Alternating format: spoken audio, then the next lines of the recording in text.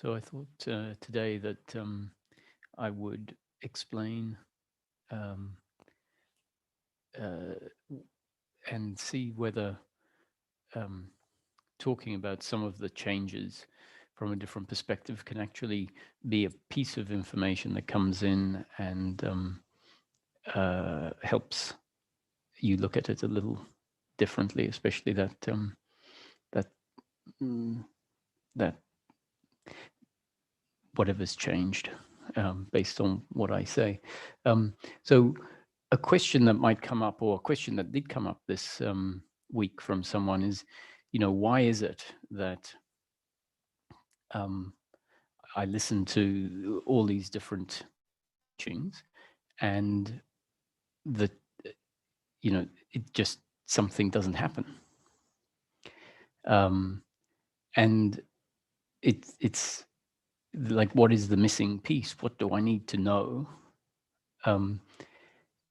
to make the change happen? Why isn't the change happening? And the answer, as I see it, is that what is listening, who is listening, has a particular structure. And that structure is impacted all the time by whatever is happening on the outside world. And teachings are one of the many things that are happening on the outside world. And so the information is being delivered, or the practice, or whatever the teaching delivers, is being sort of thrown at the seeker, a bit like throwing a ball at a dunking machine in a show, in a fair, and whether the ball hits or doesn't hit, whether it hits but hits hard enough to get the person to dunk or not, all of those factors are what they are. There will be a reaction based on all of the variables at play. So if someone throws a ball with an amount of force and it hits the pad, but not with enough force to dunk the person, then the dunking doesn't happen. If someone throws the ball and the ball misses the pad, then the dunking doesn't happen. If someone throws the ball misses the pad, but a big gust of wind comes sufficient to push the panel, then the dunking will happen. If someone throws the ball and it hits the pad hard enough, the dunking will happen. So there's all these different variables, and the outcome is dependent on these variables. So the seeker is a particular entity being impacted by the words, by life. And what change happens, how the change happens, is not in our control. So you can have two different seekers listening, and they're hearing the same words, and one of them just gets frustrated and has no sense of what is being spoken of. It just seems very foreign. Whereas the other is listening to the same words, and suddenly it's like, I get it. And so the one that isn't saying I get it will look, the person next to him and say, so what am I missing, or why does he get it and I don't? And it's not because of an effort. It's not because someone is doing it right and the other person is doing it wrong.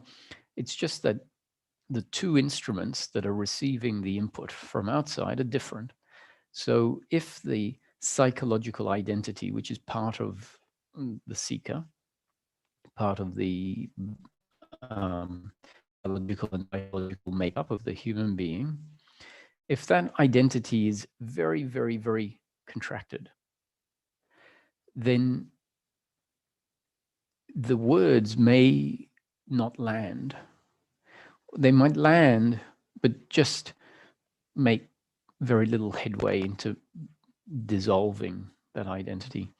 If another seeker has a psychological identity that is much less intense or much less concentrated, then the words come in and they're just be sufficient to dissolve or to break or to change significantly that identity. So the example I used was if you have a knotted piece of fishing line, and the fishing line is really pulled tight in lots of different ways, and there's lots of tight knots. Then just picking at the fishing line, at pieces of the fishing line, isn't going to change the situation much. Fishing line will remain heavily knotted. If, on the other hand, you have another bundle of fishing line that is sort of knotted, but none of it is tightly pulled, and none of the knots are tightly closed, and with a few pulls here and there, you might find that the nest of fishing line sort of opens up. And that essentially is the same actions are happening from the outside, some light pulling. And with one, clearly, there's not going to be any significant effect. And with the other, the nest of knotted fishing line unravels. And so it's simply about the structure. And we don't tend to appreciate that there is a structure that is deeply ingrained, and that everything that happens through us, all of the feelings, all of the thoughts, all of the actions, are a result of that structure. And in this teaching, the structure is described by the terminology genes and up-to-date conditioning. And genes and up-to-date conditioning is the way of pointing at what leads to the structure. But in fact, if you're listening to sounds which are part of the up-to-date conditioning,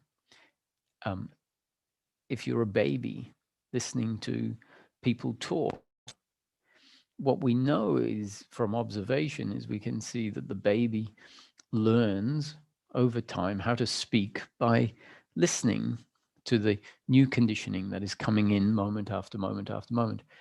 And the learning of how to speak is because the structure of the child or of the baby changes such that it was a structure that couldn't produce words, couldn't formulate coherent communication. And at some point, there's a noticeable change. Words are able to be formed, and it becomes clear that it's because some sort of cognition is leading to coherent, or the beginning of coherent communication. And so the new conditioning being the words of the parents talking to each other, the words of the parents talking to the baby, are obviously changing what we could just, for the sake of clarity or just making the example simple, it's changing the neural structure of the brain, the neural network. So my best guess is that once we learn how to communicate, once we understand language and we start developing language, the neural network is very different. It's always changing. So I would say even learning a new word, the definition of a new word, not only as a baby, but even now, changes the neural structure. That the new word and the understanding is known because the neural structure supports it. The neural structure allows that to be understood. And if we forget what a word means, if we forget what a movie was about, or anything, if we forget, it means that part of the neural structure has changed, because it means the neural structure isn't supporting the remembering. So whatever happens, the neural structure is changing. So that suggests that on a micro level, the neural structure is always changing, because we're always receiving new input, learning new things, forgetting things. And so the suggestion I'm putting forward is that we know whatever we know. We don't know whatever we don't know at a particular moment, because our structure supports the knowing or the absence of the knowing at a particular point in time.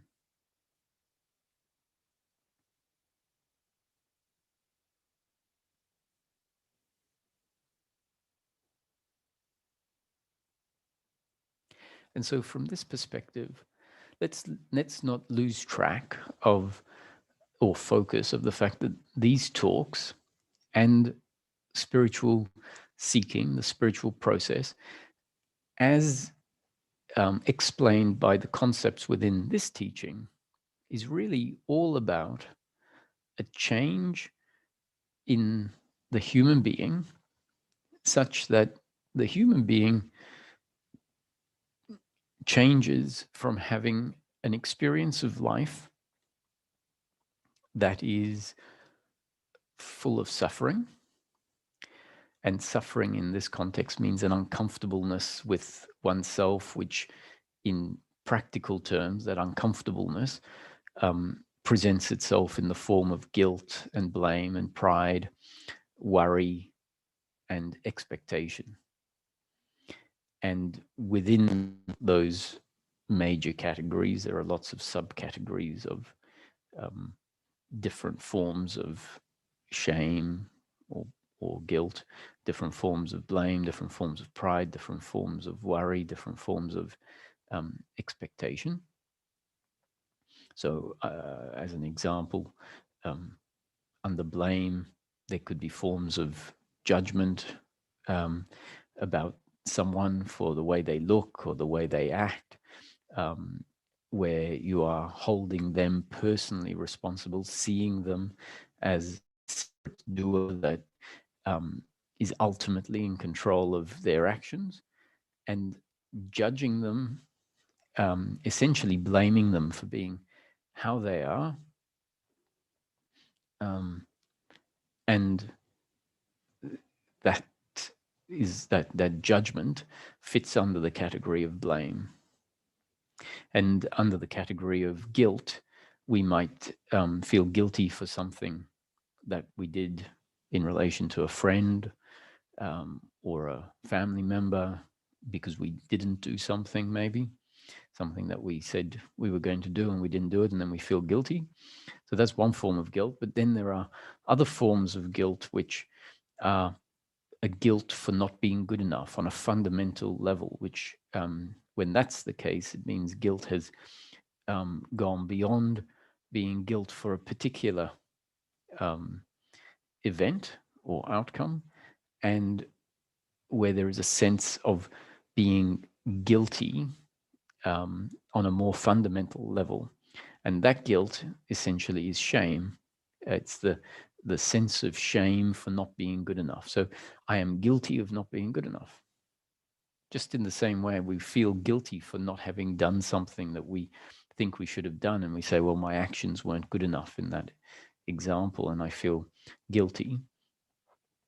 Then we can see that that can go deeper, where there's a fundamental sense of not being good enough in life. And then if that's the case, if that's the identity that gets put in place, whenever we're in daily life, whenever we're awake, in the waking state, there can be an underlying pervasiveness of a sense of worthlessness or incompleteness. A sense of abandonment is often very much linked to a sense of shame. Like, I must have been abandoned because I'm not good enough.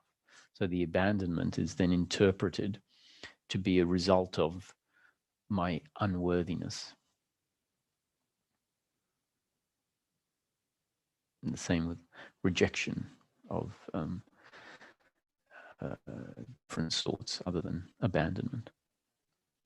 So there are these, there's this uncomfortableness, this suffering, and it manifests in practical terms as guilt, blame, pride, worry, and expectation, all of which are based on the idea I am the doer, the other is the doer, and the doer meaning the one in control of whatever happens through them, agent, independent agent, not affected by anything else, in complete control, in complete unaffected, essentially, not influenced by anything else, is the imagination we have of ourselves as a doer. And when we look at it in closer detail, we find that the human being, as I started off saying today, is not at all an independent agent that is not influenced by anything else. That's our idea of ourselves. I am an independent agent that makes my decisions on my own, not influenced by anything else. And so that's the idea of who I am as a doer. And when we look at how the human being develops, we find that they're completely influenced by factors outside of their control. Their genetic makeup, the result of the genes, the sperm and the egg coming together, and the genes of the parents.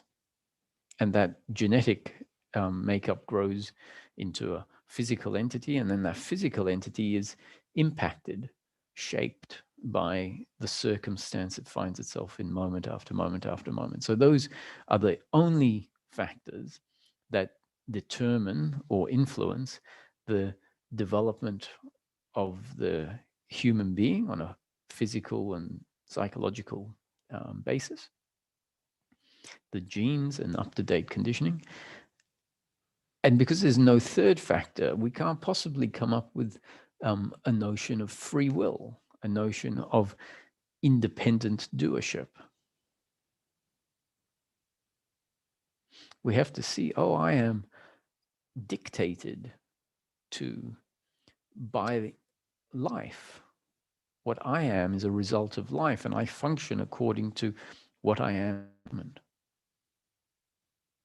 And so an appreciation of that is an appreciation of I simply cannot be the doer.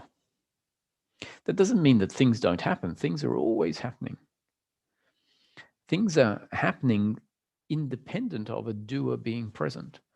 Things don't need a doer, meaning some entity that is an independent agent, uninfluenced.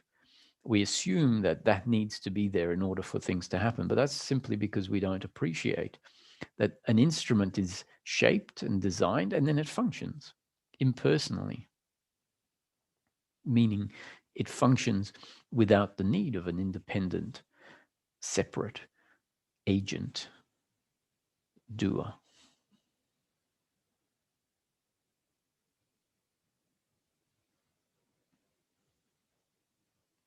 If this is really grasped, which means we really need to think about it, and as we think about it, if all of the escape pathways that tend to be put in place by the psychological entity to somehow prevent a seeing, and they're not even, the escape pathways are not really actually put in place by the psychological identity. The escape pathways are in place because the conditioning of life has put those holes, you could say, holes in the container, in place. And so while those holes are in the container, our thinking simply can't grasp the magnitude of what's being said, because these other ideas, which I'm describing as these escape pathways, these other ideas are in place, and they just run contrary to what I'm suggesting. And what I mean by an idea is that this belief of an independent doer is so deeply ingrained. It's been established and put in place because life has been felt, experienced a particular way, day after day after day after day after day, without anything getting in the way of the way that life is experienced and the conclusions that are formed about what is going on in life in order for life to feel a particular way. And so what I mean by that is, from a very young age, we feel like I am an independent agent. That's what the life experience feels like. And so as a result of that continually being there, the assumption gets put in place. It feels like I'm an agent, therefore I must be an independent, separate doer. And that then means that the experience is taken as truth again and again and again, because it's just assumed it feels this way because I'm the doer. And all the other components of life that support that, the components on the surface of life that support that, are also locked away as a confirmation of the fact that I am a separate entity. And if I come in and suggest, hey, we're not a separate entity, there might be 10 main pillars holding up our idea that I am a separate doer in life. And those pillars are deeply ingrained structures, as I was saying, part of our neurological, the neural network that include these pillars. The biggest one, I hazard to say, must be the fact that life feels like I'm an independent doer, an independent agent. It feels like my choices are mine and mine alone, and what my choice is not influenced by anything else. It feels like that. And so the assumption, the unchallenged assumption, is it feels like that, so therefore that's how it is. And then underneath that, there are, or within that, it feels like that because our thoughts feel like they are my doing. They feel like I am thinking, and I am thinking because of my capacity to think whatever I want in any moment. That's what it feels like. And so that becomes a sub pillar under the pillar of it feels like it. And then it feels like my body moves because I move it. And I move it wherever I want. And so therefore I'm in control of moving my body wherever I want, and nothing else is influencing that. And so we can hear the explanation, and the explanation might undo some bits of our structure. But let's say the idea that I am the thinker, it's so deeply ingrained that what I'm saying doesn't penetrate as talking about that too. It doesn't penetrate as what Roger is talking about, is that the thinking is a result of the genes and up-to-date conditioning, and that there is no doer thinking.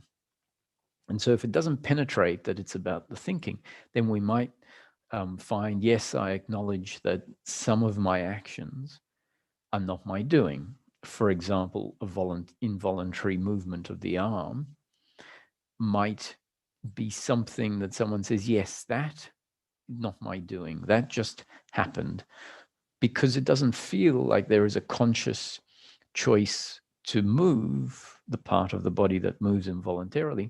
And so that part is easier for someone to acknowledge as not their doing. But in acknowledging the bits that obviously feel like they're not my doing, in acknowledging that, there's a whole lot of other parts that don't go accepted as not being my doing. And that's why the process takes time. Because as, let's say, the outer layer of actions or thoughts or movements of the body, that there's some components will be seen as, yes, not my doing. And there'll be no appreciation of where the blind spot is, because a blind spot is a blind spot. And someone will say, I get it, I understand, I'm not the doer. But my suffering continues. Why is that?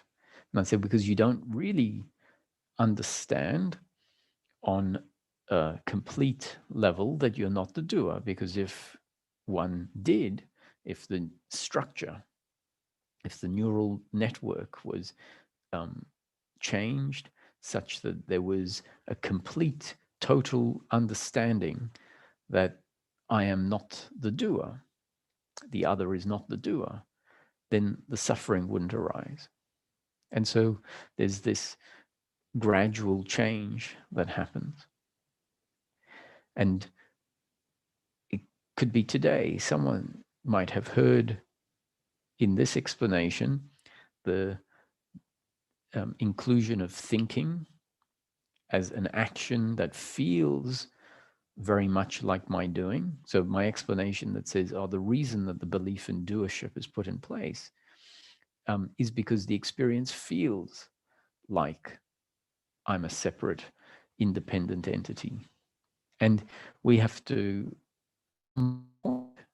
where we realize a feeling is not telling us the truth. A feeling is not infallible. And because feelings feel like they are truth, they feel like they're telling us the truth, we tend to make this mistake. It feels like it's telling us the truth, so it's the truth. We just need to look at feelings of anxiety, for example. A feeling of anxiety tells us that we are in great danger. And some people feel anxiety very, very regularly through their day or through their week or their life. And yet they find that the danger that the anxiety says is imminent in practice doesn't eventuate. And so coming to see that feelings, and not just feelings of anxiety, but feelings of thinking someone is a great person the first time you meet them, and then you find down the track that they're not at all what you first thought. Any feeling, any thought, any human subjective experience is always possibly not what it seems.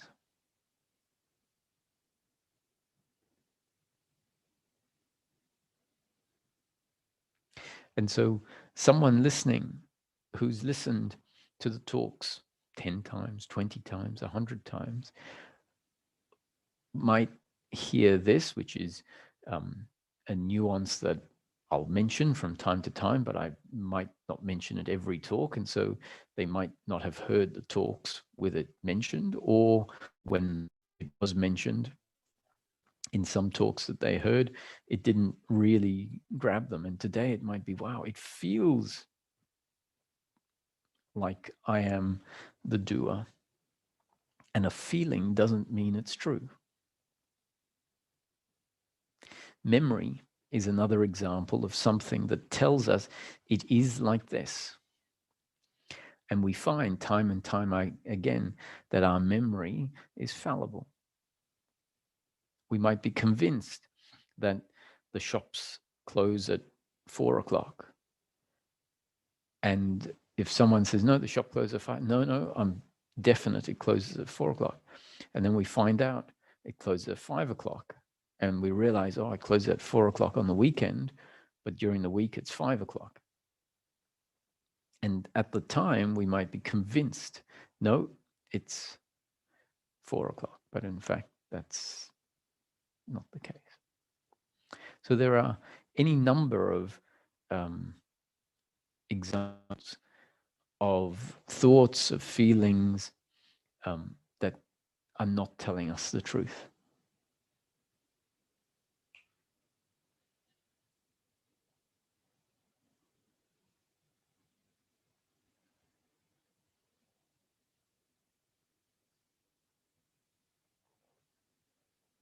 So when we investigate beyond the feeling, so the teachings are saying, take a look for yourself at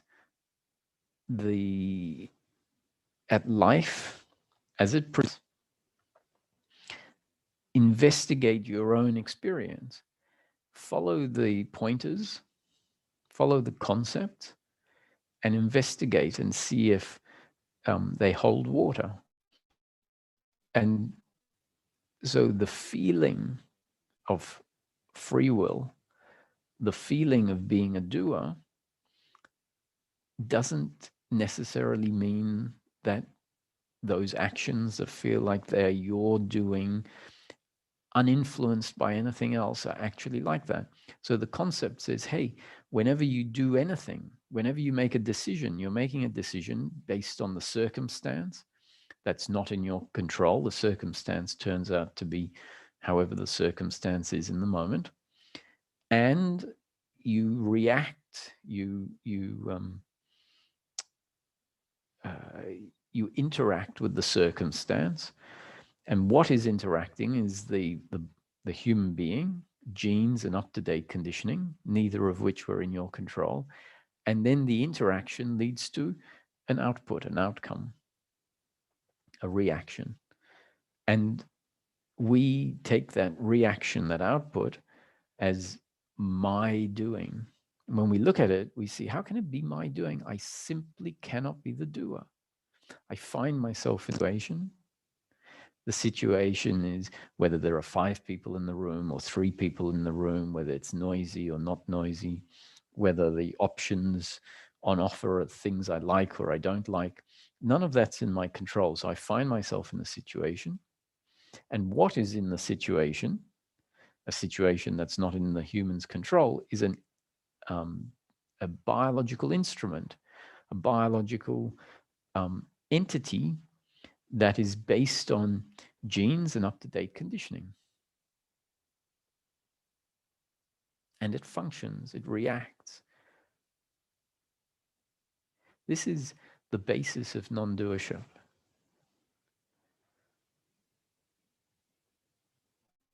It's such a simple concept.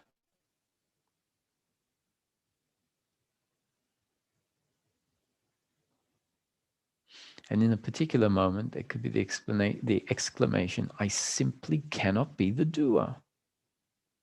That, in this teaching, is the insight that happens when it happens.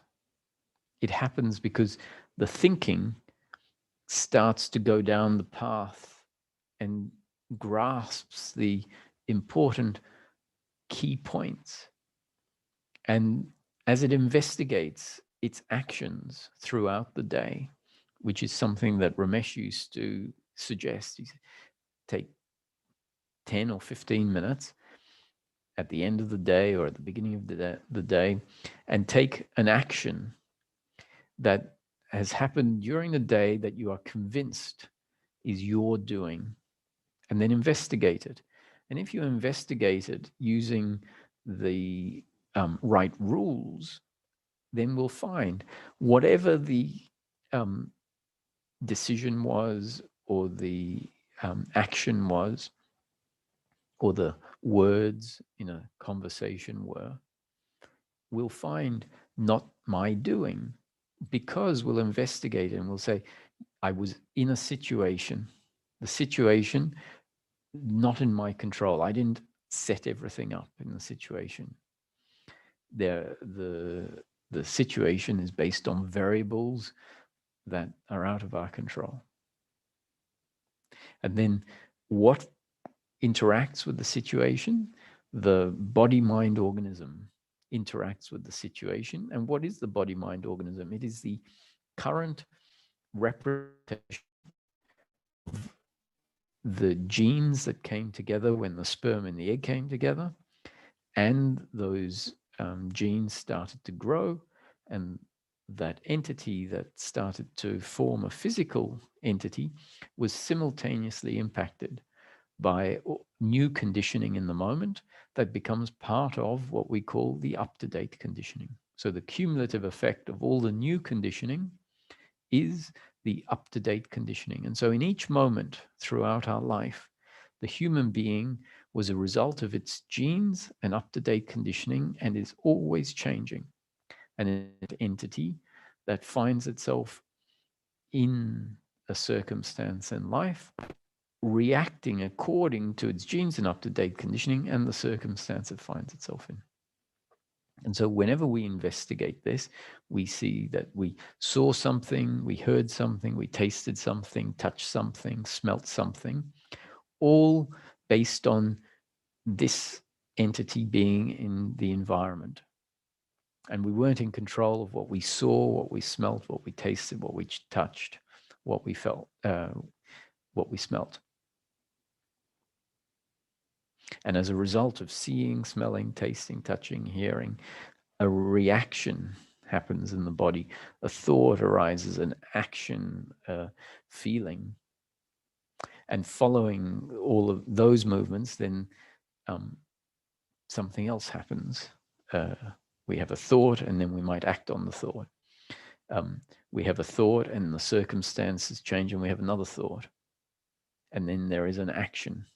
And all of that, all based on the same principles. Changing circumstance, so the thought arising becomes essentially new conditioning in the present moment. It becomes part of the circumstance that then leads to maybe an action.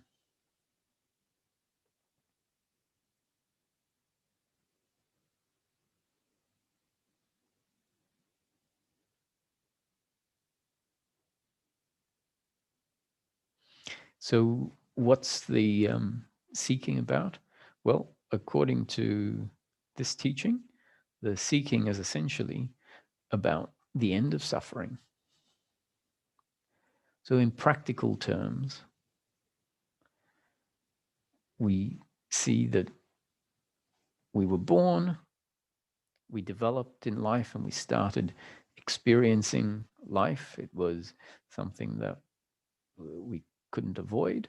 So the baby started having an experience of life from probably before it was born. In the womb, it was also having an experience. And at some point always that experience is pervaded with a sense of who I am, and included in the experience is not only, so the experience is not only the visual and the sight and the sound, but the sense of who it is that is experiencing the world and what that means to the person that is experiencing the world. And so it turns out that the general standard development of a human being is to include an identity. So we develop to include a psychological identity that feels very uncomfortable in life. And until life changes that psychological identity, then as long as it remains in principle the same, then we will always feel uncomfortable in life. And spiritual teachings are one of the ways in which that psychological identity gets changed in a fast track way. And why I say it gets changed in a fast track way, not absolutely, not necessarily for everyone, but spiritual teachings are a form of new conditioning that are specifically aimed at highlighting the problem and suggesting solutions. And the solutions are not necessarily solutions as in this is how you can fix it, but the teachings can create solutions by delivering input that changes the identity without the identity even knowing what's happening. And so some teachings are not really intent on explaining, but they will just deliver a description of life that may actually be quite fantastical, maybe not even that accurate, but nonetheless enough to bring about at least the beginning changes that are needed. I think that there's also a role for a teaching that actually says, let's leave behind some of the explanations that are not supported by what we self, not because those teachings are invalid, they're actually more valid for some people because of how the structure is. So if the structure is a certain way, telling someone how it is may not be at all effective. If the structure is a certain way, delivering certain blows or certain explanations of life might be far more effective to bring about change to the structure. My thought is eventually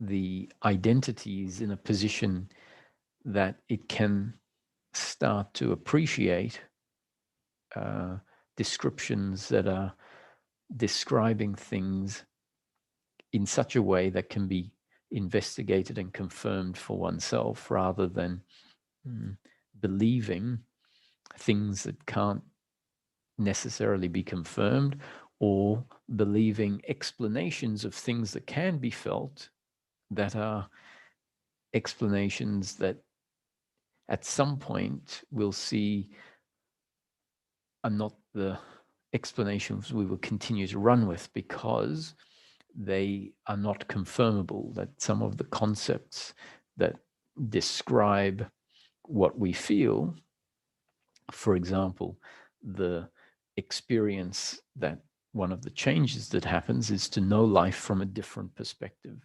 to be able to experience life from a less attached point of view.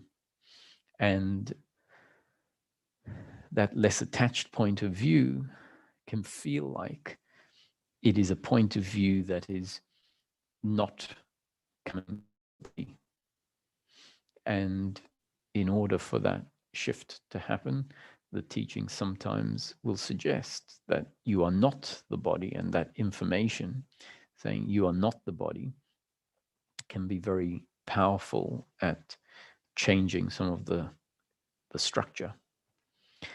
And then the experience changes, and life can be experienced from a less involved point of view that feels like we're not the body.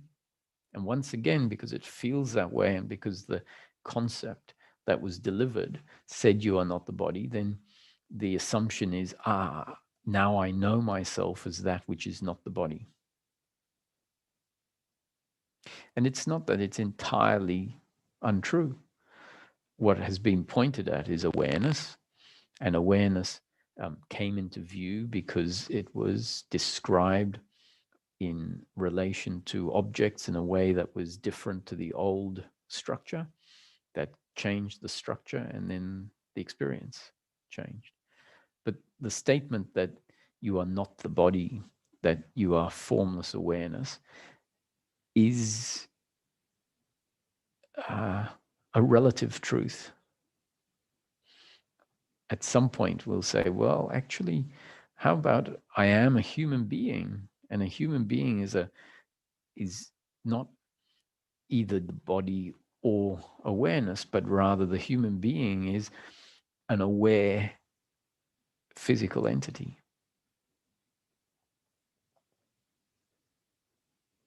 And we find that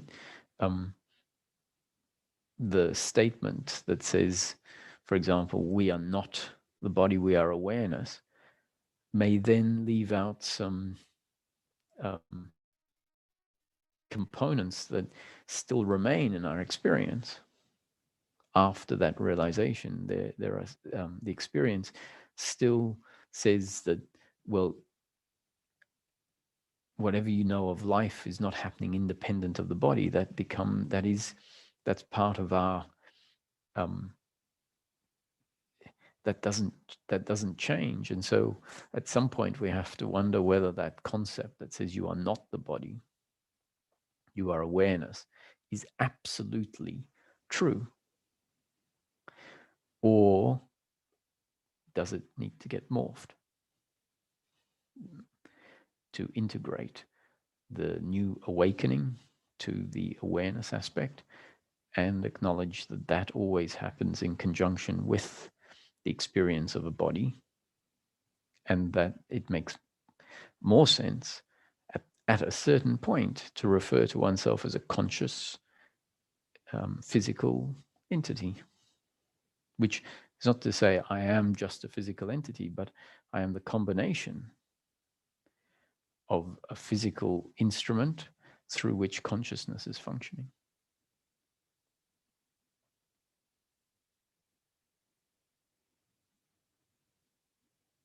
Importantly, let's remember that the change is not about witnessing or oneness or knowing oneself as awareness. The change, the process, is about peace of mind. And peace of mind means a human being that used to suffer and now suffering no longer arises. And the appreciation, the coming into view of one's consciousness can be a very significant part of peace of mind. The appreciation of life as an experience or an arising within consciousness can be a very significant part of a shift towards peace of mind, because it can create an appreciation of objects, of thoughts, of emotions as being something that comes and goes, something that is not as true as we tend to relate to it in the moment. And as we process that and as we feel that, then what's happening is the structure is changing. And as the structure changes, the identification with those objects changes, and the qualitative experience of life that the human being is having changes from suffering to peace of mind, which is the end of suffering. And we see that the suffering is because there was this identification with thoughts as being absolute and real, identification with outcomes as being what I need in order to be complete. And as all of these relationships change, which in large part has to do with a recognition of a part of ourself that is independent or separate from, unaffected by the changing circumstance, and a capacity to rest there that allows the narrative that gets heavily involved in what's happening to be cut off more and more frequently. Because as we rest there, there is a sense of who cares? Whereas previously the experience wasn't who cares, the experience was this needs to be like that. So very much caring.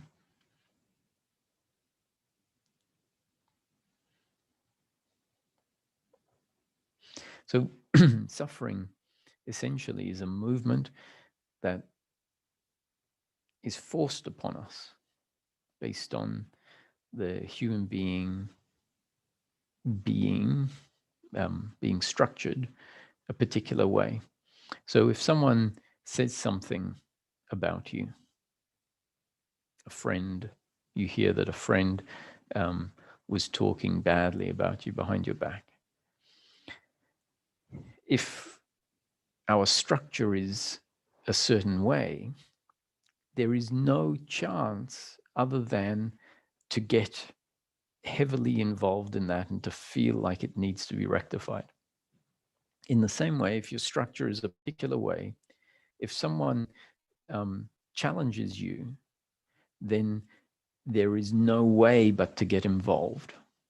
An example of some structures is, for example, if you're listening to a conversation and the conversation is about something that you know about, and let's say the person says something inaccurate, you could have a certain makeup that forces you to say something. There's no chance of not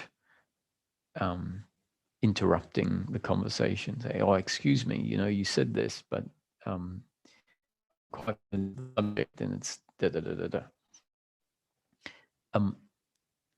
And that may be an impulsive habit or movement that you see, and it often we think, well, of course I'm going to say something. They've just said something and it's not right. It's inaccurate, so I'm going to correct it. It's for their benefit. And we might actually find that it's, when we look at it, that it's not as inevitable, or rather, it's not as much a choice of mine to add input into the conversation, but rather that I am compelled based on my structure to interject.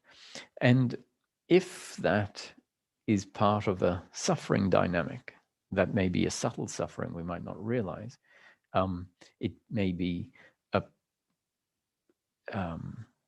if that's part of a suffering dynamic and something changes at some point in the future, we might find that that impulse to jump in and add, when we hear someone say something incorrect about a subject we know, might not happen. It might be that now the thought arises, like, who cares?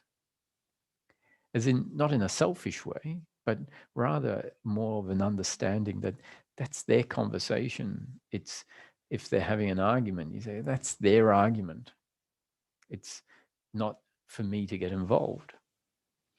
And that may be an attitude that someone might say, well, that doesn't make sense. I mean, you'd be helping them to get involved.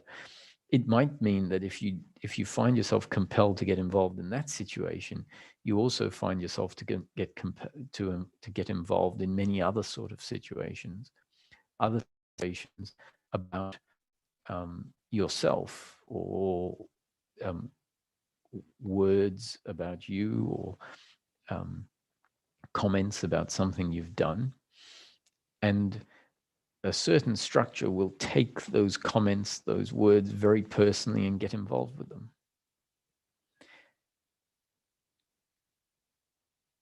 And that's what's happening a lot at the moment in the world environment, especially when it comes to politics and other controversial topics. As soon as someone hears a topic, it creates an interaction, often with a sense of self, that is attached to outcomes. And so, especially if it's something like travel bans, if someone is being affected, in a painful way by travel bans.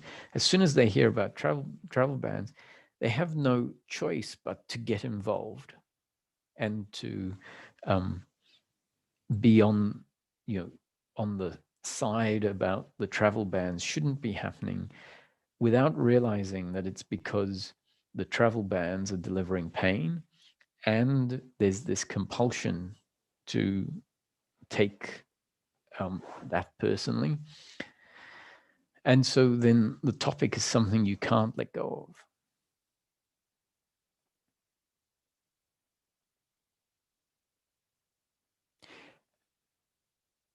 And an involvement in a lot of these topics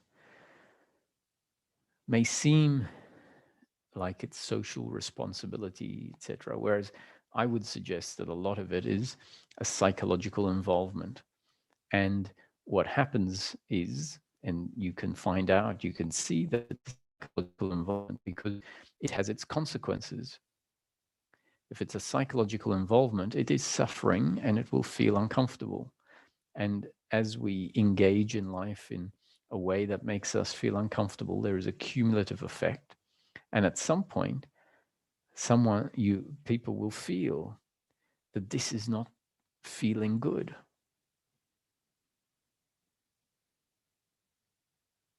And with enough awareness around the topic, there might be a realization, I need to stop being involved in this because it's triggering and it's dragging the psychological me into play. And so as that psychological me changes, what we find are these topics come up and we go, who cares? I really am not going to get involved in it because I know that the involvement in the topic is as fruitless as involvement in the past and blaming people, or the past and feeling shame. It's as fruitless as getting involved in the future and wanting outcomes to be a certain way, expecting outcomes to be a certain way. It's exactly the same principle. It's a form of attachment to outcomes, and it's not registered as that. And so because it's not registered as that, we're compelled to move into it. People move into it, and their whole sense of self becomes about that. And as that identity starts to get weakened, we feel that we see that there is less involvement in a lot of situations and situations, and that lack of involvement translates into more and more capacity to be present with yourself and be present with the world that exists right now. And for the most part, the world that exists now doesn't include anything to do with all the things that we're thinking about. And what I mean by the world that exists now, I mean the present moment experience doesn't include politicians in it, doesn't include starvation in it. And if someone hears me say that, they might say, well, that's just irresponsible if you think that these things don't exist. And I'm not saying they don't exist. I'm saying that what we do is we infect the present moment with an inclusion of these things into the present moment on a habitual, relentless basis, which, when we look at it, isn't fixing the topics that exist somewhere in the world, but rather is disturbing the present moment experience. So I would say deal with the topics that exist to the extent that you can, and that isn't to gossip about them or to continually complain about them, but it's do what you can if there is something that can be done, and then let it go. And in letting it go, what appears is the clean present moment, free of the psychological me.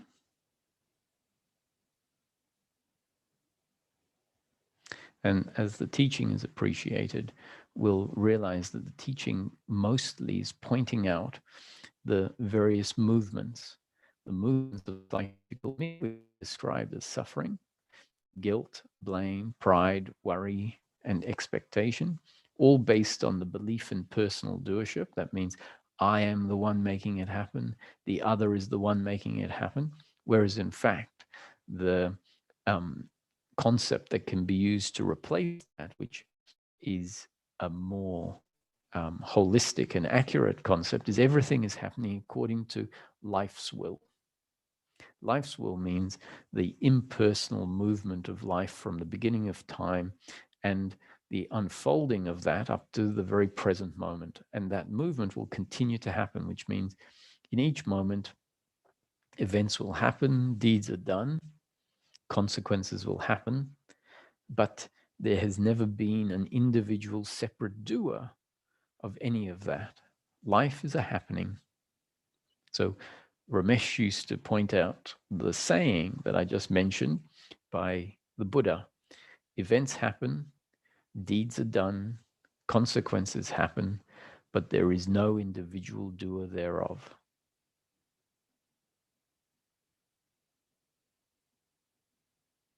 So I think on that note, we can have some questions.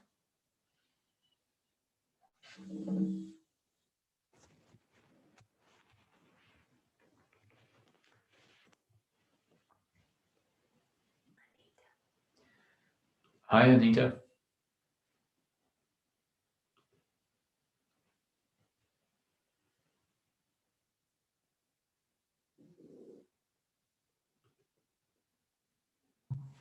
Hi. Can you hear me? Can you hear me? Yes, I can. Hi, everyone. Hi, everyone. I had several questions, but they all came answered just while listening to you. But so I still want to, like, for example, I had a question: did your character change? Well, the concept in the teaching, and remember, the concepts are not the truth, but they are presenting the framework in a way that is most useful. So the concepts will say, we're not really trying to change our character. No. We're not trying to make ourselves a better person. The change... Did the way you react to things change? And that's true. I mean, that for me, that is a yes. But what is your... Well, the most significant change is on an attitudinal basis. So that's where the peace of mind lies. Yeah. And that's what the teaching is focusing on. So if we confuse that with our behavior changing, then we might be missing the point that the attitude of peace of mind doesn't require us to become a better, someone who is nicer in life, for example. That might happen, but that just means more pleasure. And what's really important is the attitude of letting go of life needing to be a particular way, which means letting go of the fact that sometimes we might not behave or act in the way that is nicest. We might snap at someone, for example. And if we snap at someone attitudinally, hopefully there is the understanding this happens, and we hopefully we can apologize. But at the same time, we apologize without feeling shame, understanding that, yes, that was just a result of the circumstance and my makeup. That's a nice nuance. What I want is I am quite reactive, and my experience is that I'm becoming more and more myself, and so I feel there is more relaxation of who I truly, of how I am naturally responding to things. Okay, like so just don't mind my words too much now. So, so I wanted to be more tranquil. And just listening at you, I thought, yeah, I feel that already this space is opening up and that I'm already more tranquil in how I respond to things just because of this process that is going on. And and these last few months, I've been stuck with I am. And now I realize that the words were keeping me stuck. And then I heard Nisargadatta say, "I'll leave the I am," and then I thought, wow, then it was free. So I have been stuck for months just on the words I am, realizing that that it's not about the words, it's about. So next question. I feel like to get to stillness, to be in the stillness. It's difficult to say it in words, but okay.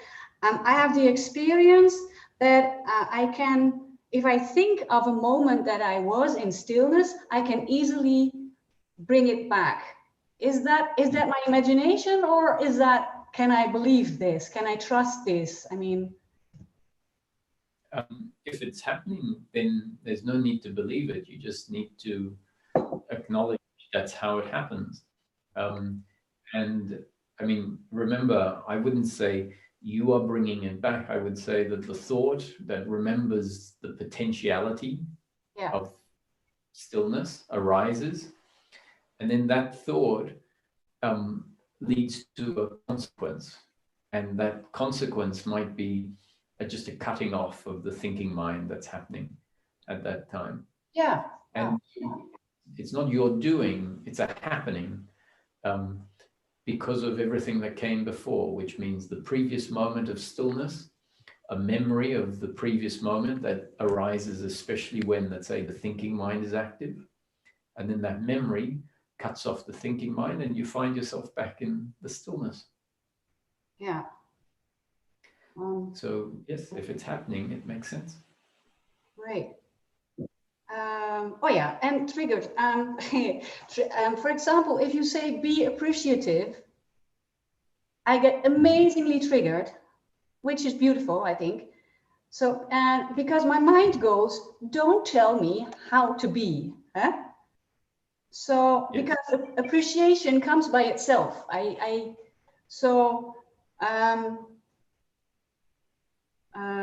wanted to share that just to, because I feel a difference between men and women. I have the experience that men get there by through thinking. And so if you give the man the words I am, then it's easier to access it than for a woman, I feel, because we use our feelings to get somewhere. That's my experience. Can you say something on that? Yes. The concept in the teaching, so I keep going to the concepts because that's the teaching, right? So that's why I say the concept says that whatever I say is a description and not a prescription. Yes. So if I say abide in I am, you might get just as angry with me. Don't tell me what to do. And so what I'm suggesting in that, it's a description of what might happen and not a prescription of something to do, even though it sounds like a prescription. Because I know that life is unfolding according to destiny, according to our genes and up-to-date conditioning, and we're not in control of our genes and up-to-date conditioning. So I wouldn't possibly tell someone, abide in I am right now, because that would imply that they have control over abiding in I am. And I know that if their genes and up-to-date conditioning are not such that abiding in I am is going to happen in this moment, telling someone you as a doer should abide in I am is forgetting that none of us are doers and everything is happening according to life's will. So what it is just new conditioning that is thrown out based on my genes and up-to-date conditioning. And I understand that this new conditioning may land in such a way that maybe tomorrow or the day after, the thought in the seeker might arise, oh, abide in I am, what does that mean? And then maybe something else I said arises, and that thinking process can lead to a dropping into being. If that seeker with their genes and up-to-date conditioning, maybe they just need to remember abide in I am, because it's been happening before. Abide in I am, and they find themselves dropping into silence. And so what that means is it's not their doing, and I wasn't telling them you should do it, but rather it's a description of what might happen. Yeah. So in the same way, if I say appreciation of life for the things, let's say gratitude arising,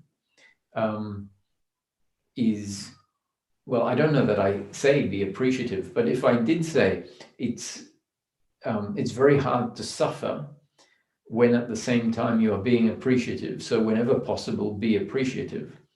That could be something that I might say, understanding that that's really a description of what might happen for someone, that at some point they might find gratitude arising.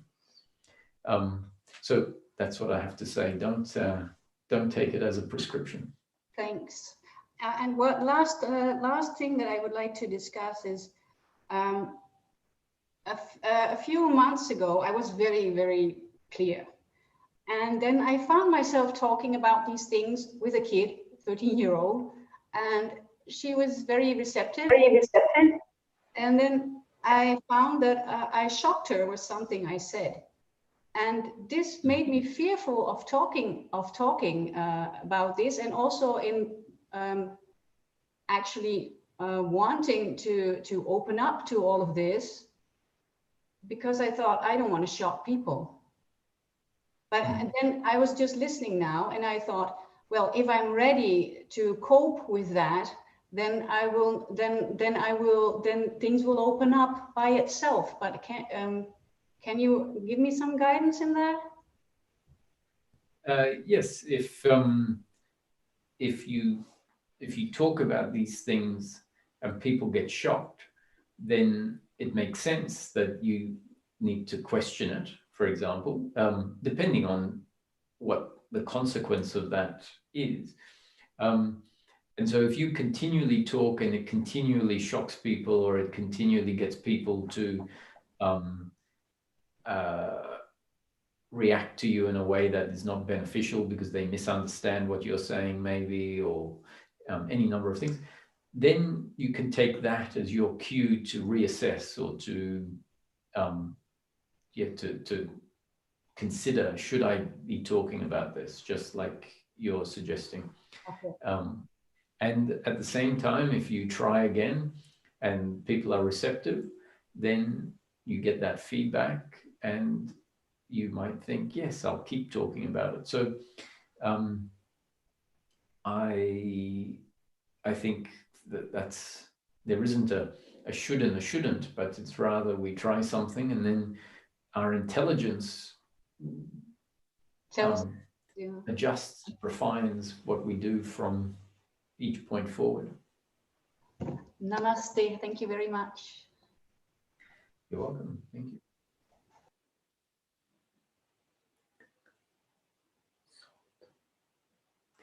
Hello, Salt.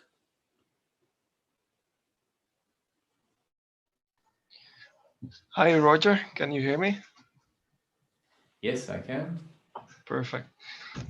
Let me just start by saying that I listened probably a couple of thousand times to your talks. And when I started out a few years ago, it felt like it was really clicking on an intellectual level. And then experience my life didn't really agree with that. It didn't sink in, so it became frustrating after a while. So I gave it some rest, and then more recently I've been listening to your talks again, and now it's very different. So it seems to be sinking in now. It's not only the intellectual understanding anymore, but life seems to be reinforcing it. So gratitude for that. Seems to be life changing right now. Right. And then the questions I have, they are kind of nuances, not really like great problems or anything. The first question I have is like, if you could provide a more clear distinction between the working mind and the thinking mind. I mean, I get the the major difference between the two, but like, let me give you an example. Say I listen to one of your talks, and then I go have a shower, and in the shower, I could be present and feeling the water touch my skin, but I won't, and the mind will be processing the information that was just heard. And so, what is that? Is that contemplation? Is that in between, or how would you classify that? And it's not necessarily problematic, but it resembles or it reminds the old pattern where thinking is more exciting than being present. Yeah, so it depends. You can see how easily we set up an objective of being present, for example. And if we set up the objective of that it's about being present, and we have our definition of what present means, then we lose track of the fact that maybe it's about the end of suffering. And we might have an idea that presence means being present with the physical environment, right? So you might find yourself, if you're on your phone or you see someone else on their phone, you might say, oh, they're not being present. I'm not being present in the environment.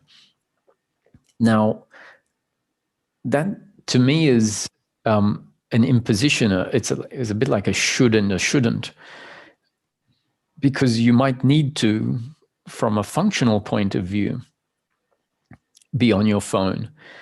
And I don't mean on a functional point of view where you're lost, and you're using maps to find yourself. It's like, who knows what the present moment is meant to be utilized for?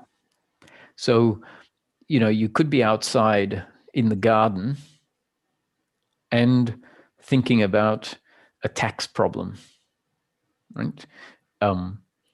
Which, like, I don't mean thinking about the fact you have a tax problem and life is terrible because you have a tax problem, but maybe you're trying to work out how to minimize a capital gain on a share transaction or something like this. And that thinking is functional thinking. It is not the thinking of the thinking mind where there is an uncomfortableness in the form of guilt or blame or pride or worry or expectation.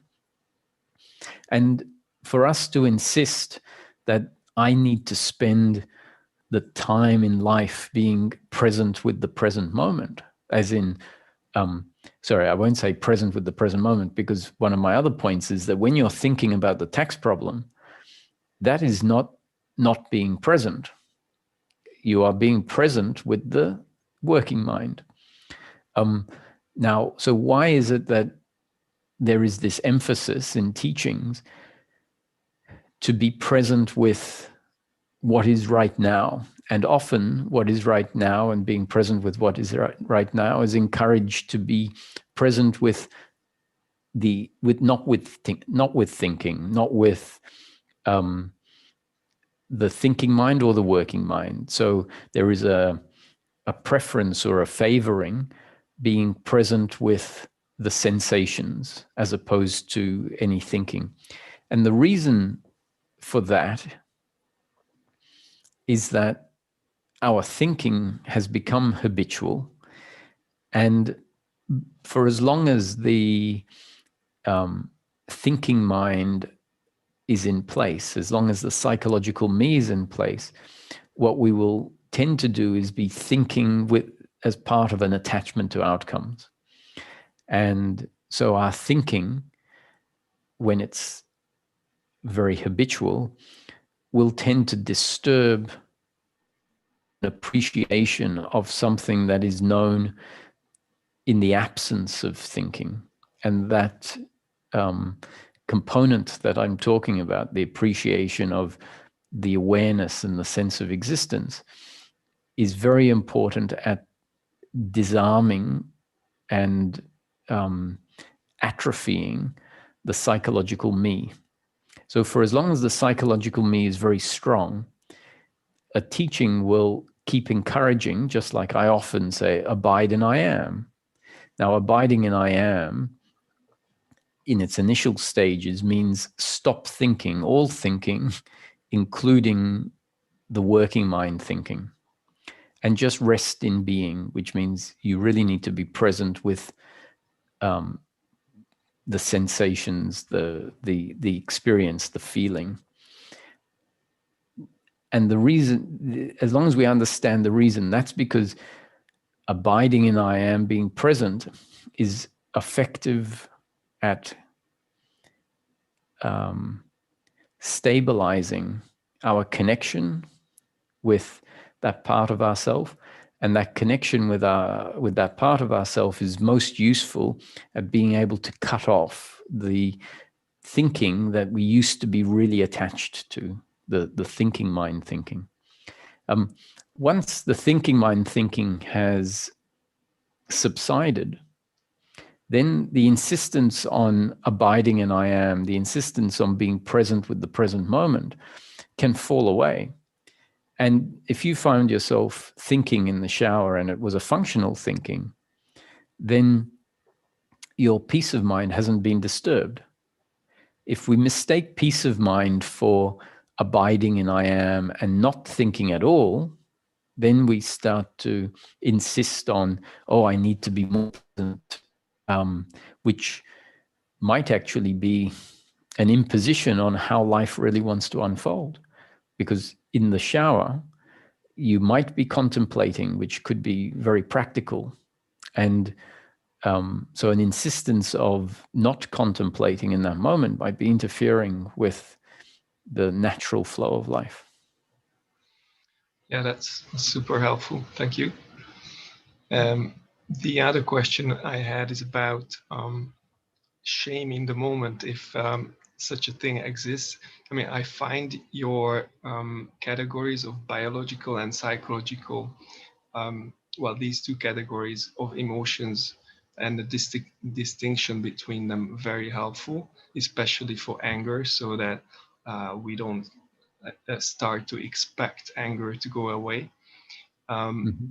What I wonder about is whether shame in the moment, as in when you do something embarrassing and your face goes red, that to me seems very biological as well. Wouldn't you want to, make this distinction that's like vertical, feeling shame in the moment, and then there's no issue with that, and then if it drags on, that's where it gets problematic? Yeah, I'd be happy to run with that. I wouldn't use the word shame in that case. I think the word embarrassment is better,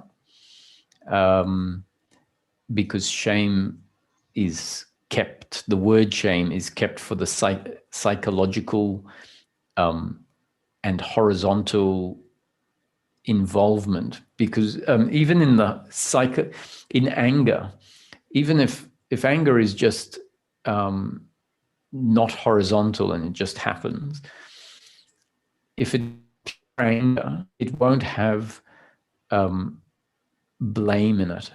Now it might seem like it has blame in it, because the words will say, why did you do that? Right? Which sounds like blame. But blame is a feeling. Blame is not the words. The words, why did you do that, could be just part of the anger. The blame is a feeling of the uncomfortableness. So in the biological anger, there is no blame. And in the biological embarrassment, I would say there is no shame, but there is the biological embarrassment of something, not great happening. Let's say you give a talk and you really mess it up, and you forget your lines, and in that moment, you feel embarrassment coming over you, but not to the point where it turns into shame. So if shame arises just for a few seconds, and it's not embarrassment, but it's shame, then what I would suggest is that we call it suffering, but short-lived suffering.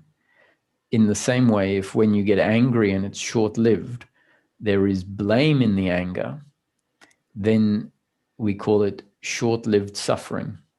And it can be very tricky to know the difference between anger and blame, because on the outside, a lot of biological anger will look like blame.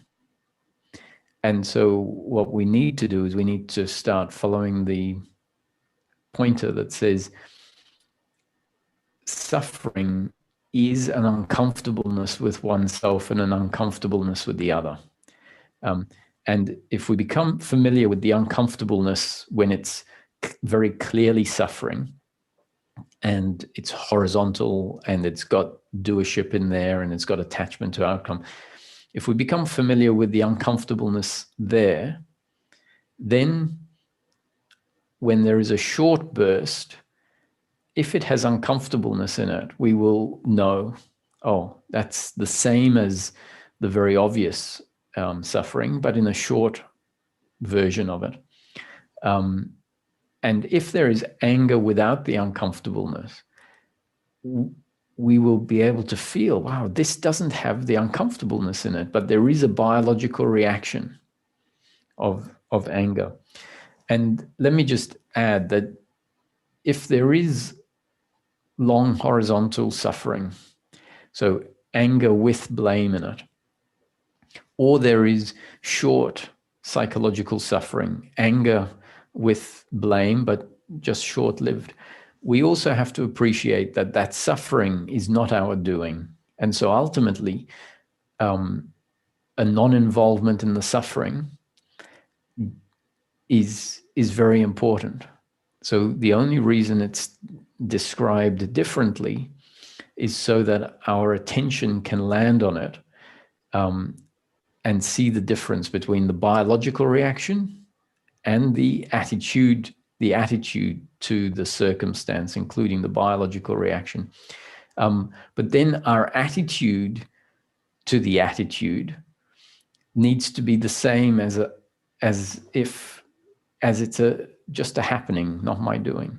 Because if someone hears me talk about biological reactions as opposed to a biological reaction with the attitude of suffering, very easily we can form the idea, oh, I shouldn't have any suffering. And the fact is that suffering will arise according to our makeup, and our makeup wasn't in our control, and therefore the suffering isn't in our control. So if there is suffering along with the biological reaction, hopefully our attitude becomes eventually an attitude of, what to do. Yes, there was some blame there, but it was a happening. Perfect. Thank you. And the last question, if I may. Sure.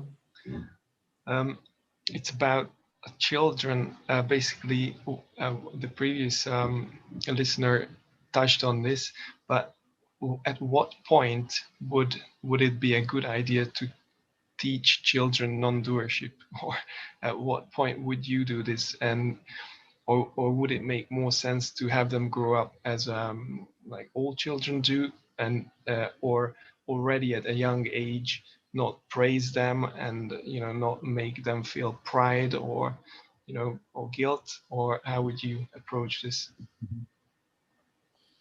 Well, I think with any teaching, in order for it to be a good teaching, there needs to be what's referred to as skillful means.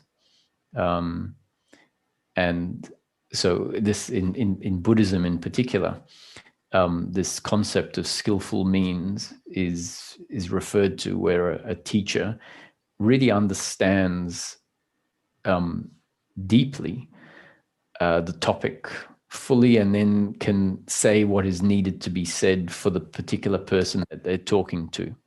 And so it means it's not just rope learning or repeating something that they have heard. It's about really being able to adjust what is said for what's in front of them. And so when it comes to children, process of skillful means is going to be very important, because if it isn't included in the mix, we very well could deliver a certain type of conditioning that will have a particular effect on the child that might be ideal for a child's development. And we can't exactly know this and do anything about it, because if that happens, it's the child's destiny. It's part of what you are delivering is part of their up-to-date conditioning. And you may be doing it with the very best of intention, and you may at the same time, without knowing it, be delivering a certain new conditioning that doesn't deliver a good result for the child. But we can't control what we deliver. We can be aware of the fact that maybe this is not good for the child, like you're obviously considering by asking the question. And I think that being aware of that and moving forward with that in mind is a very good start. So if I was a parent, I think I would be delivering it from the very beginning, but like from when a child is born. But the question is, what is it that I would really be delivering? Because would I be delivering the same talk that I'm giving now? And I think the answer is no. I think what would be delivered is a version of this that appreciates what the key points are, and appreciate how best to deliver those points to a child in a way that doesn't interfere with a certain development. And the fact is, I could get it wrong, but I know, because I've thought about it, that I would actively be delivering something in a way that wasn't a doctrine, it wasn't dogmatic,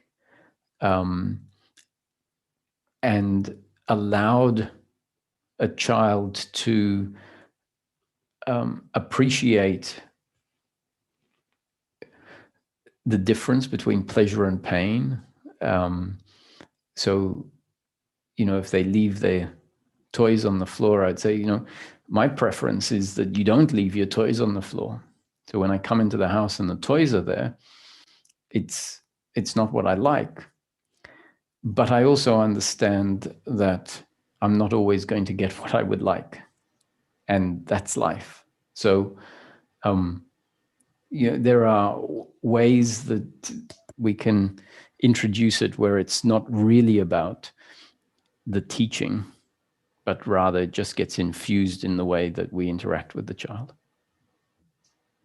Yeah, that's very helpful, and that's in line with what I had in mind. Probably not easy to execute.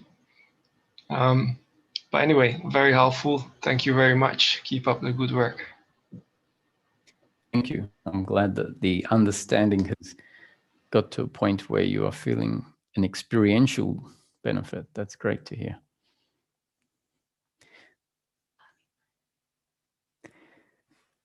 Ami? Hello, Abhimanyu. Hi, Roger.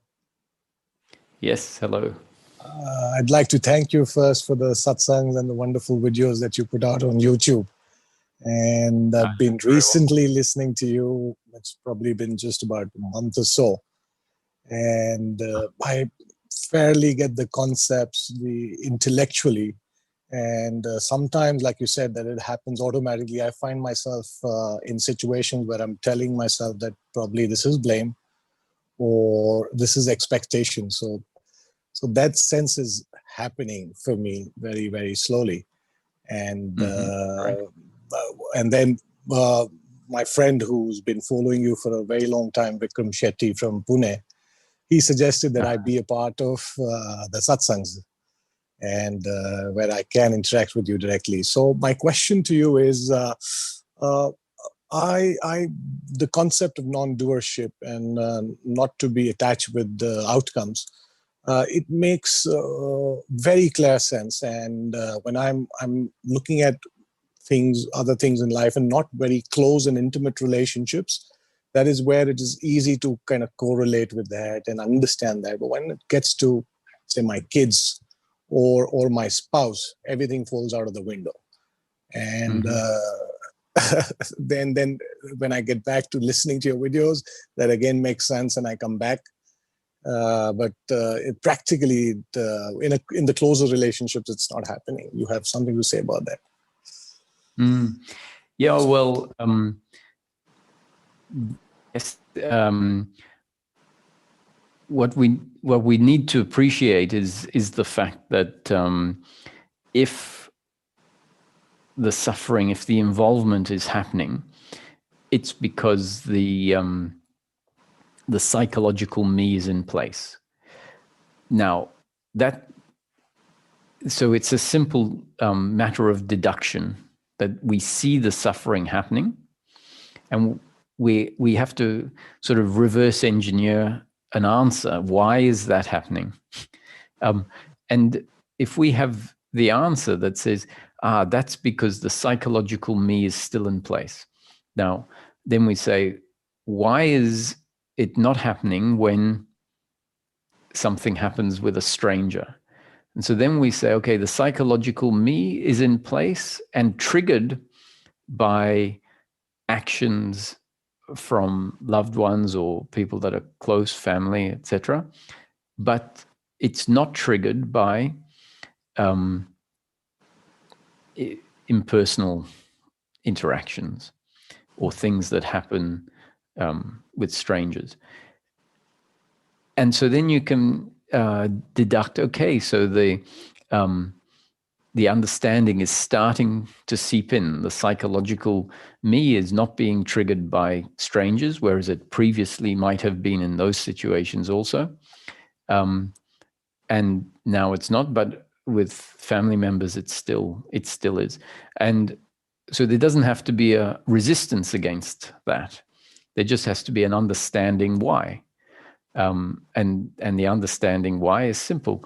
The psychological me that is taking what family members do as personally, with an attachment to them not doing that, is in place. And so an example of this is we're looking for love from the other, or looking for pleasure from the other, which is we take it as a form of love. If someone does what I like, then they love me. If they don't, what I like, then they don't love me. And when we're seeking love, one of the most classic places that we look for love is in romantic relationships, for example. We set up a romantic relationship because we think that's where we will get love. And we don't really look for love in the same intense way with a stranger.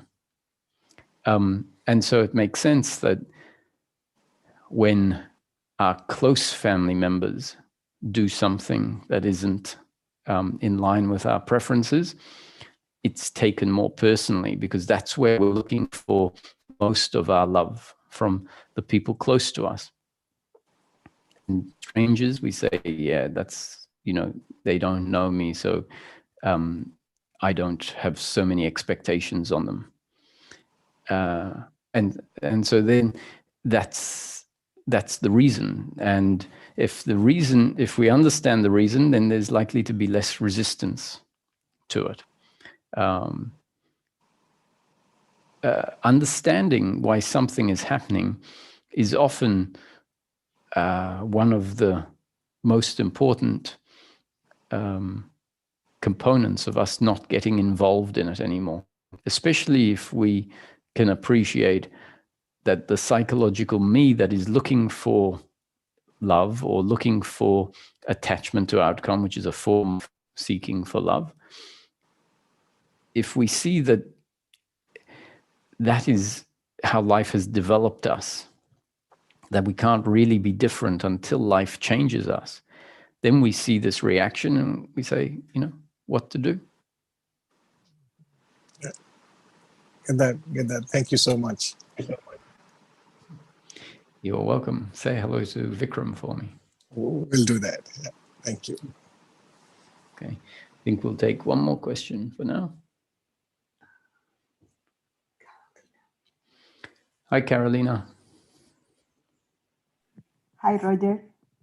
Many thanks for the satsang. I would like to be sure if I understand your point about the door. When you can be the door, is because you mean that our nature and it doesn't do things? Well, no, because our nature functions, but our nature can only function one way, however it is. Well, actually, I see what you mean. Yes, there's two ways of looking at it. We're not the doer so it depends what you mean, but it depends how you see yourself in a particular moment. If you are resting in the core of the human being, the essence of the human being, what is called sometimes our true nature, we realize that our true nature is only capable of watching. It doesn't do any thinking, it doesn't do any speaking, it doesn't do any acting or any behavior. All of that is the biological and the psychological. And the essence of who we are knows itself to be not the doer of any actions, any speaking, any thinking. It knows itself to be the witness. And I think that's what you were asking. Is that why we are not the doer? Because what our true nature is the simple witnessing of everything that is happening. And that is very much one perspective of the 2 points, the 2 ways of knowing ourself as not the doer. One is to abide in that which is aware, and that which is aware knows it to be not that which is happening, but rather that which is aware of what is happening. The other reason, which is more of the integrated perspective, the other reason we are not the doer is when we see that what we are is a person, which includes the physical and the consciousness functioning together. So now we're not saying I am just the formless awareness, aware of everything that is happening, but we are more integrated in saying, actually, I am a human being and I have to live my life centered in the body, but aware that whatever is happening through the body, the speaking, the thinking, the actions in the moment, are happening according to my nature, you could say. Not the same essence that we were talking about before, but my nature as a person, which includes the genes and up-to-date conditioning. So that means that the thinking is happening one way, the responding to the situation is happening one way, and that way is according to my makeup as a complete human being, which includes the body and all the thinking. But that human being is designed not by itself. The human being didn't design itself. So the human being isn't the one doing whatever happens. The human being was designed by life. So this is where the concept that says, I am being lived.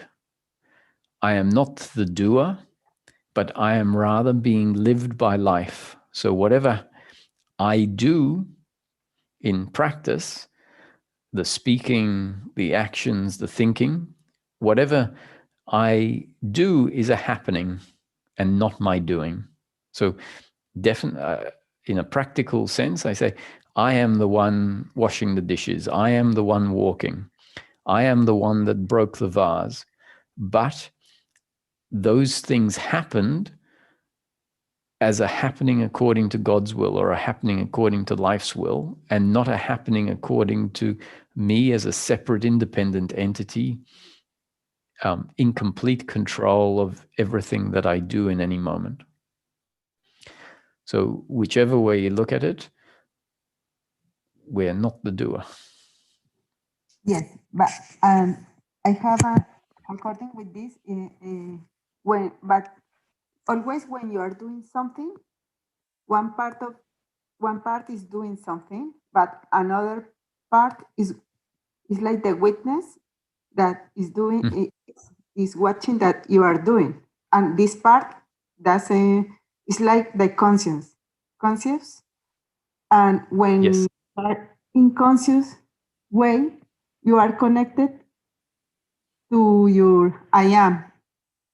No matter this part doesn't mind what happened outside, and this part when you are in this part, this is something that is happening for grace or for the destiny, or is something that you, if you try to be in any moment it happens, or it's not your person, it's your true nature, verdadera naturaleza. But when you cover this part, you always can be conscious about that. Sometimes you sleep and sometimes no. It happened for grace, or it happened for the destino, or why? I'm not sure of the question. So I understand that you say you can find yourself resting in being, just witnessing everything that is happening. Yes. And then you're asking about can it happen for days? No. I said, when you are conscious, you are the witness, and you see the life, you are living with you as you are, as I am. No? And when it happened for grace, or it happened for the thing, because always when you are doing something, if you stop a little bit, you can see, I know something is watching this doing. Mm-hmm. Yes. You can call it grace. Grace basically means it happened and I didn't make it happen. So I am thankful that it happened. So we say the word grace, the way I use it, is when something good happens, something beneficial happens, and we understand, wow, this really wasn't my doing, because sometimes it doesn't happen and now it happened. In the same way, surrender, if we are heavily involved in something and suffering, and then suddenly this surrender can come over us and all the suffering dissolves. And if that happens for someone, they say, wow, that was grace, because I didn't do it. I was lost in the suffering. And then all of a sudden, surrender happened. And I didn't do the surrender, but surrendering happened. And so the person can say, that was grace. Now, my explanation is that happens like that because the identity, or the person, the human being, their internal structure is changing. It's changing from having a very strong psychological me, and the psychological me is getting weaker because of a process that is happening: contemplation, listening to satsangs, doing meditation, a whole lot of things that is changing the psychological me. And when the me gets weaker and weaker, we start to find more and more movement into being, or witnessing, or non-involvement, more surrender. And on the one hand, it can sound like, oh, so I am doing that because the psychological me is getting weaker, and therefore, because of listening to satsangs and meditating. But if we look at it from the explanation that the teaching puts forward of non-doership, it says, if you find yourself listening to satsang, it's because there was a feeling that said, oh, in this moment, I would like to listen to satsang. And that feeling was not your doing. It was part of destiny. And so then what happens as a result of satsang is not your doing, but part of destiny. So if the psychological me is weakening as a result of listening to satsang, that is grace. Because you found yourself wanting to listen to satsang because of grace, meaning a feeling arose that said, yes, I'm going to listen to satsang. And it arose day after day after day. And if contemplating happened, it happened because of grace.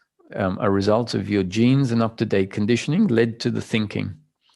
And the same, if you feel like sitting in meditation and you sat in meditation and things changed as you meditated more and more frequently, that was grace.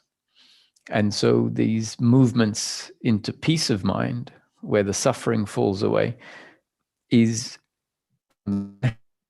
grace. But on the other hand, we can appreciate it. It's a result of change. It's a result of a process. It's a result of new conditioning, changing our up-to-date conditioning. But how the new conditioning changes our up-to-date conditioning and what new conditioning is delivered is not in my control. It was grace. Okay.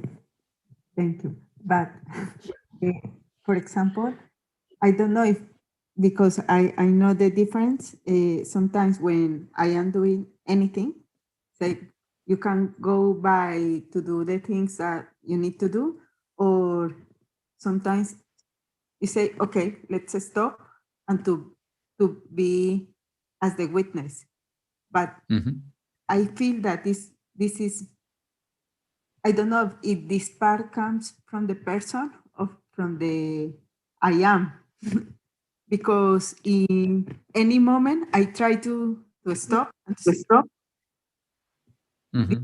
This is not what I am. Let's what? Okay, and let's continue. But I don't know if this part comes from is real or is not real, is from my true nature or is from the person.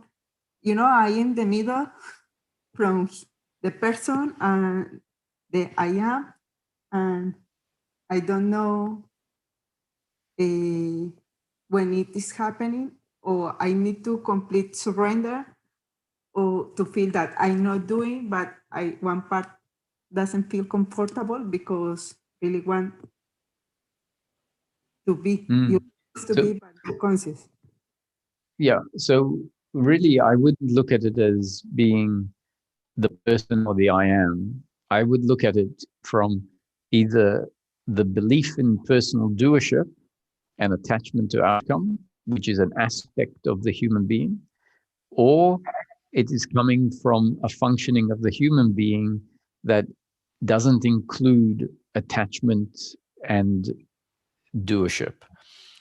So a human being can be free of the belief in doership and attachment to outcome, or, as we very well know, the human being can be driven by doership and attachment to outcome.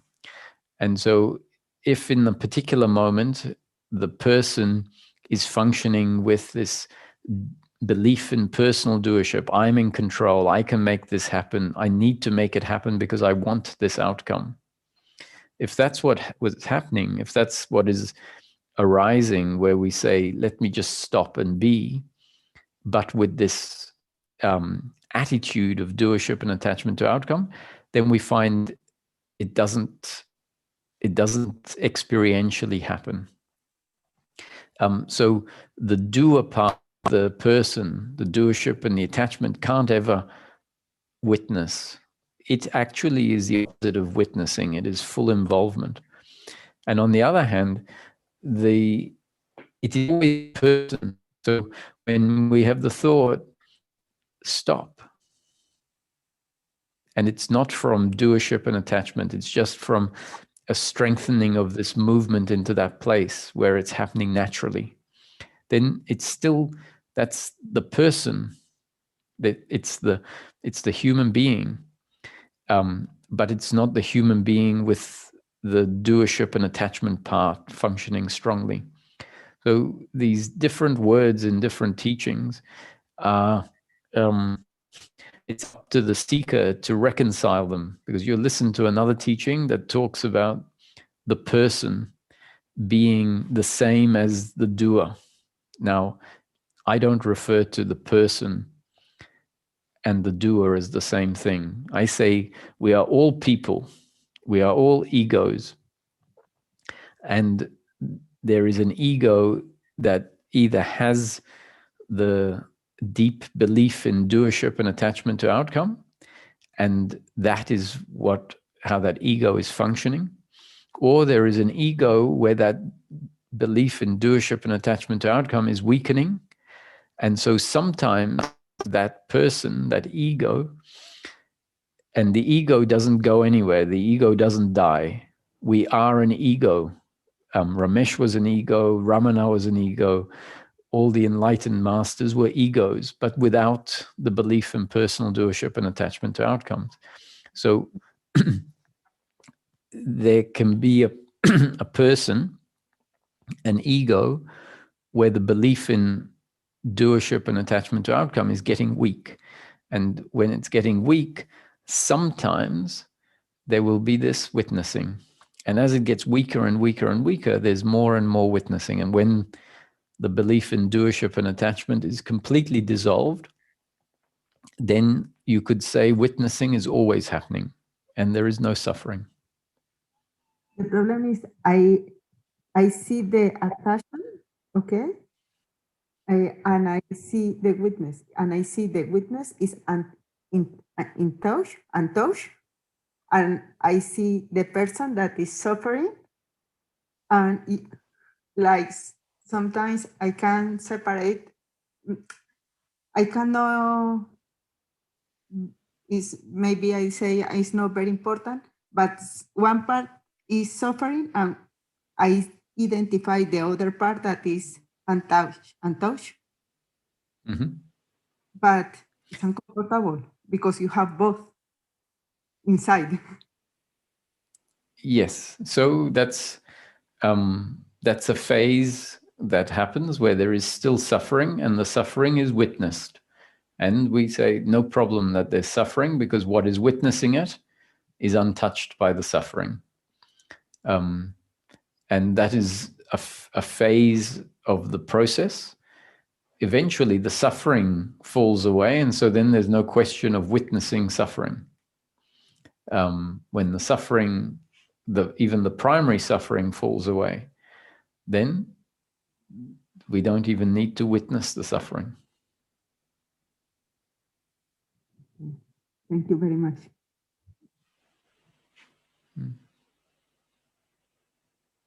And it's a happening when this, when you find witnessing of the suffering there, like you said, I can be the witnessing the suffering. I think it's very important attitudinally to realize that happens sometimes. It's not your doing. It's a result of your changing structure, that we much can witness suffering. And when there is the witnessing of the suffering, there is this sense that what I am is not touched by the suffering. And that is a degree of freedom. That is much more peace than when there is involvement in the suffering. I wouldn't say it is total peace of mind, because there is still the primary suffering, but it is a very, very significant shift when there is witnessing of suffering. It's a huge improvement, so much so that people will say, I don't care that there is still suffering, because when there is the witnessing of the suffering, I know myself as the witness, and I am not the suffering. But if you think about it, what if even that suffering dissolves? Then it is even more freedom. But we shouldn't set this up as, oh, even more freedom, I want that, because then there will be more attachment to no suffering at all. So what you're describing is very good. I'm sure you appreciate that it feels much, much lighter than when there is involvement in the suffering and no witnessing. So because I live with both sometimes, but it's true that maybe the suffering is less every day, not every day, every moment, maybe because now I don't care about the result, about anything. I only want to surrender to God, and no more. But in the process, I am living this kind of things. I say, what should I not do, but what should be my attitude? There is something that I surrender, or I don't know. Just have the attitude that it's happening according to God's will. The times when there is witnessing, it's a happening. The times that there is involvement, it's a happening. And just let life unfold. Life is always unfolding. There has never been a doer. There never will be a doer. And you are not making it happen. You are the one that is watching it unfold, with the attitude that it's all happening according to God's will. Thank you. Thank you very much.